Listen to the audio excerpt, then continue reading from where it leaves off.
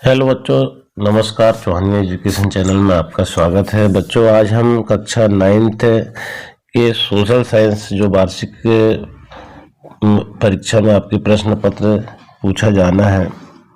वार्षिक परीक्षा 2022-23 में सामाजिक विज्ञान का जो प्रश्न पत्र आएगा उसमें से किस प्रकार से प्रश्न पूछे जाएंगे और कितने अंकों के पूछे जाएंगे, इन सारे डिटेल हम इस वीडियो में देने वाले हैं, इसलिए वीडियो को अंत तक देखें एवं अगर चैनल पर नए हैं तो चैनल को सब्सक्राइब कर लाइक एवं शेयर जरूर करें। हम देखेंगे वार्षिक परीक्षा 2022-23 कक्षा 9वीं, विषय सामाजिक विज्ञान, समय 3 घंटा, पूर्णांक 75 अंक। निर्देश दिया हुआ है इसमें। पहला है सभी प्रश्न अनिवार्य है। सेकंड निर्देश है प्रश्न क्रमांक 1 से 5 तक वस्तुनिष्ठ प्रश्न है।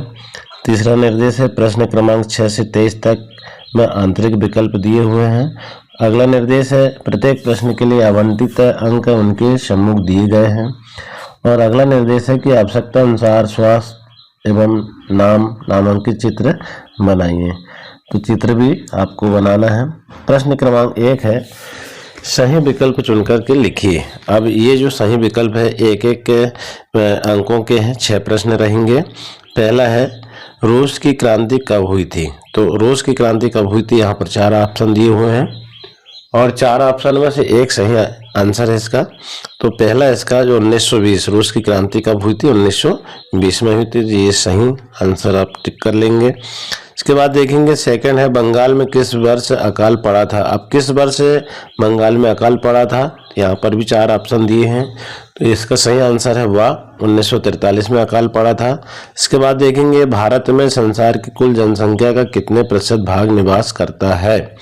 तो इसका जो उत्तर है वो ABCD और द यहाँ पर दिया हुआ है। तो सा जो है इसका 17.5% यहाँ पर निवास करता था, ये सही आंसर है। इसके बाद देखेंगे अगला प्रश्न हम कि भारत में संसार की कुल जनसंख्या के कितने प्रतिशत भाग निवास करता है। तो कितने प्रतिशत निवास करता है, तो यहाँ पर हम देखेंगे तीसरे प्रश्न में जो हमने अभी इसको रिपीट हो गया है, तो 17.5% इसका आंसर लिख देंगे। अगला प्रश्न है चौथा, भारत में कितने राज्य हैं। तो भारत में 28 राज्य हैं, इसको हम सही कर लेंगे। इसके बाद देखेंगे भारत में सबसे कम जनसंख्या वाला प्रदेश, जहां पर सबसे कम जनसंख्या वाला प्रदेश कौन सा है। तो आज इसका सही आंसर है अरुणाचल प्रदेश, जहां पर सबसे कम जनसंख्या घनत्व वाला यह प्रदेश है। तो इस तरह हमारे ये एक एक अंकों के 6 प्रश्न हल हो जाते हैं। इसके बाद देखेंगे प्रश्न 2। प्रश्न 2 में रिक्त स्थानों की पूर्ति कीजिए। कितने रिक्त स्थान रहेंगे, 6 रिक्त स्थान रहेंगे एक एक अंकों के। तो यहाँ हम देखेंगे अब पहला प्रश्न है कृषि एवं मछली पालन खालिस्तान क्षेत्र से संबंधित है। तो किस क्षेत्र से संबंधित है, हम देखेंगे इसको 7वां, यहाँ पर हम लिख देंगे 7वां क्षेत्र जो है यहाँ पर इससे संबंधित है। इसके बाद सेकंड है गंगा की मुख्य धारा भागीरथी खालिस्तान से निकलती है। अब गंगोत्री या हिमानी से निकलती है, तो यहाँ हम लिख देंगे गंगोत्री या हिमानी। गंगोत्री हिमानी भी लिख सकते हैं। तो इसके बाद देखेंगे हम तीसरा, डेमोक्रेसी यूनानी शब्द से बना है।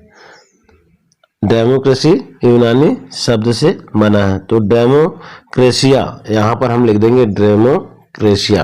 इसके बाद अगला प्रश्न है बंगाल का अकाल की कमी के कारण हुआ था। किसकी कमी के कारण हुआ था, बंगाल का अकाल किसकी कमी के कारण हुआ था। तो चावल, यहाँ पर हम लिख देंगे चावल। और अगला प्रश्न है नागरिक का प्रतिनिधि चुनने का अधिकार खालिस्तान कहलाता है। तो क्या कहलाता है, मत अधिकार कहलाता है। मत अधिकार यहाँ पर लिख देंगे हम खालिस्तान में। इस तरह हमारे सारे प्रश्न जो है इसके एक एक अंकों वाले इसमें हल हो जाते हैं। इसके बाद प्रश्न तीसरा रहेगा सही जोड़ी मिलाइए। अब सही जोड़ी मिलाइए, तो इसमें अभी हम देखेंगे यहाँ पर सही है, आपको यहाँ कुछ नहीं करना है, यहाँ पर आपको देख लेना है कि ये प्रधानमंत्री ग्रामोदय योजना कब चालू हुई थी, 2000 में हुई थी।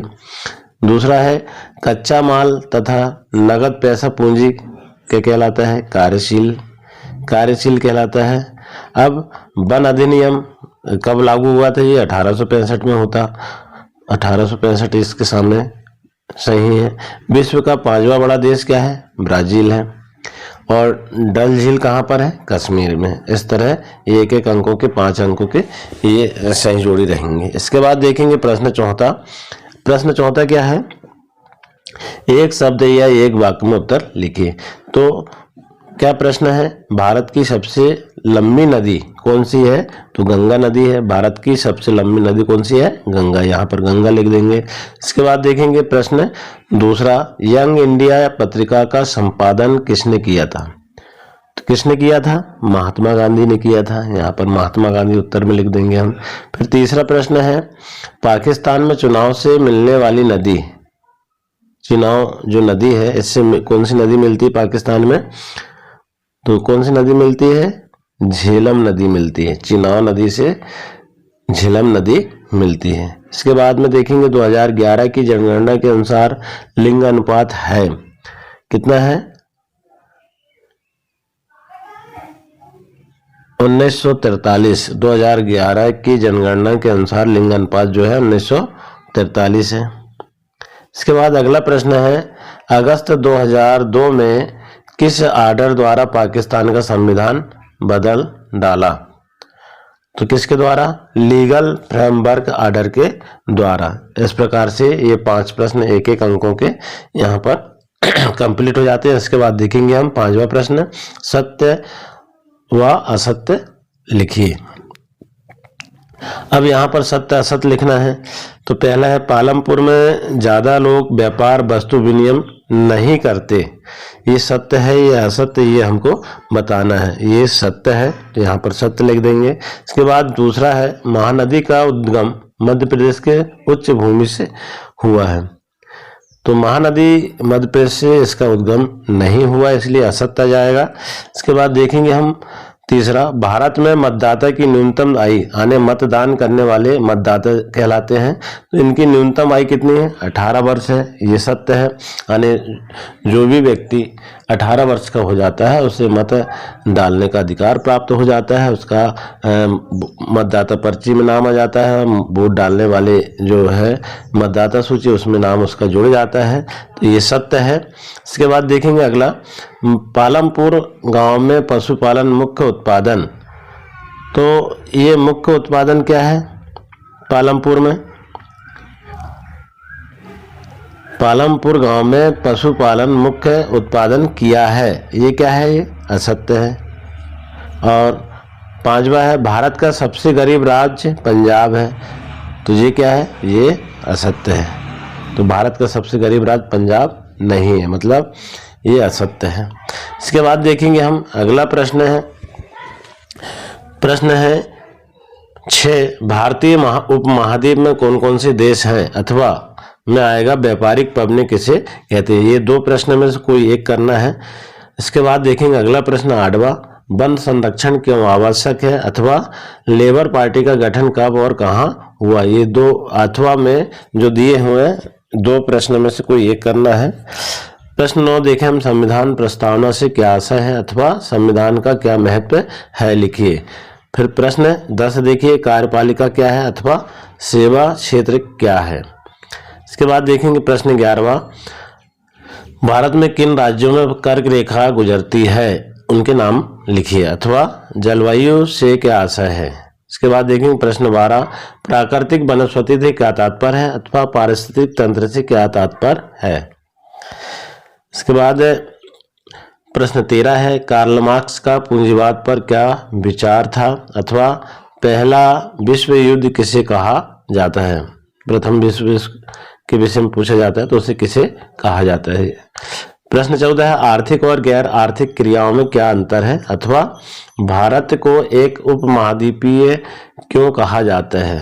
अगला प्रश्न है 15, सूखा चरवाहों की जिंदगी पर किस प्रकार प्रभाव डालता है अथवा प्रधानमंत्री के कार्य को लिखिए। इसके बाद देखेंगे प्रश्न 16, भारत में कितने राज्य और केंद्र शासित प्रदेश हैं, इसका आंसर लिखना है अथवा घुमंतू खेती क्या है, अंग्रेज इसे नुकसानदेह क्यों मानते हैं। इसके बाद देखेंगे क्लास 9th सोशल साइंस वार्षिक पेपर 2023 MP बोर्ड। प्रश्न 17 देखेंगे हम। प्रजातंत्र के 2 गुण लिखिए अथवा प्रत्याशित आयु क्या है, यह वर्तमान में कितनी है। इसके बाद 17वां प्रश्न रहेगा आपका, प्रजातंत्र के 2 गुण लिखिए अथवा प्रत्याशित आयु क्या है, यह वर्तमान में कितनी है, ये इसका आंसर लिखेंगे। इसके बाद देखेंगे प्रश्न 18, भारत की ग्लोबल पर एक महत्वपूर्ण स्थिति है, इस कथन को स्पष्ट कीजिए अथवा बंजारे कौन थे, बंजारे की जीवन के बारे में संक्षिप्त में बताइए। 19वां प्रश्न रहेगा, हमें संसद क्यों चाहिए, हम इस कथन को स्पष्ट कीजिए कि हमें संसद क्यों चाहिए, इस कथन को स्पष्ट करना है अथवा भारत की भौगोलिक स्थिति का महत्व समझाइए। इसके बाद प्रश्न 19 यही है। इसके बाद प्रश्न 20 देखेंगे, कन्याकुमारी और कश्मीर में दिन रात की अवधि में क्या अंतर है, इसको लिखना है अथवा गुज्जर बकरवाल कौन थे, वे अपना जीवन यापन कैसे करते थे, इसका आंसर लिखना है। प्रश्न 21 है, भारत के मानचित्र में निम्नलिखित को दर्शाइए। भारत का एक मानचित्र मिलेगा जिसमें आपको क्या क्या दर्शाना है। नंबर 1 शिलांग, नंबर 2 थार मरुस्थल, बुंदेलखंड, लक्षद्वीप, ये आपको भारत के नक्शे में भर देना है।